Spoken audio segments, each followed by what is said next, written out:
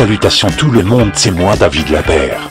Vous regardez la deuxième partie du diptyque sur l'affaire Raptor Sommet. Ici je vais donner mon avis sur cette affaire. Vous n'êtes pas obligé de regarder les vidéos dans l'ordre. Vous les regardez dans le désordre ou 7 à la carte. Vous pouvez voir aussi les versions plus ou moins comiques. Tout ça est dans la description. Tout ça juste pour avoir plus de fric.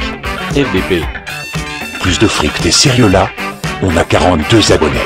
Ah non, 43 maintenant, et sûrement moins après, et on monétise une vidéo sur 5.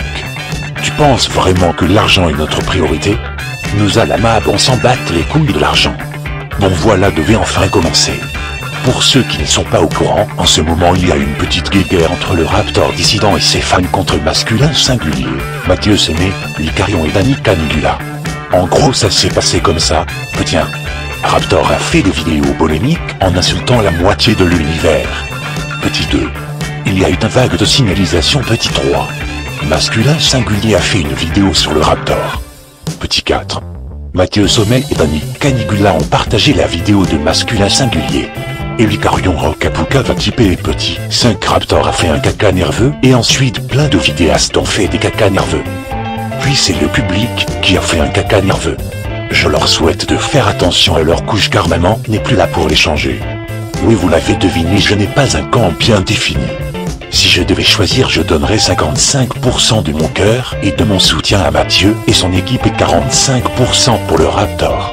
Nous avons séparé la vidéo en deux car nous avons vraiment des avis qui divergent. Je suis un poil moins sanguin que mes confrères. J'ai plusieurs nuances à apporter. Je vais diviser mon argumentaire par chapitre. Chapitre 1, un gros malentendu. Je pense que cette histoire a pris des propositions énormes comme le cul de ta mère. Je pense que chacun est parti dans sa petite théorie complotiste. Non, ni le Raptor ni Mathieu Semé sont des politiques véreux en train de manigancer quelque chose. Non. Je pense que l'on donne trop d'attachement et trop de crédit aux vidéastes. On s'attache à eux car on les voit très souvent derrière notre écran et on leur donne du crédit car ils savent bien parler. La preuve, des gens comme Dorian Chantelier, Usul et même Karim Debache ont réussi à rentrer dans votre crâne des conneries hallucinantes comme tout est politique. Non Jean-Kevin Bach Philo, tout n'est pas politique. Attention, ne me faites pas dire ce que je n'ai pas dit. Karim Debache fait d'excellentes critiques, Usul fait des vidéos très intéressantes et Dorian. Dorian essaye de survivre comme il peut. Mais en termes de philosophie je préfère quelqu'un comme Sapiens sur un caillou.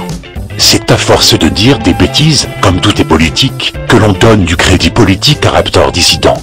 Qui est là pour faire amuser la galerie et te donner quelques pistes de réflexion au passage. Alors ma solution. Il faut avoir davantage de recul sur ce qu'on regarde. Chapitre 2, le message. Quand on fait une vidéo, peu importe de quelle façon on peut la catégoriser, elle finit par dégager quelque chose. Que ce soit volontaire ou non. Et cela dépend de plusieurs facteurs.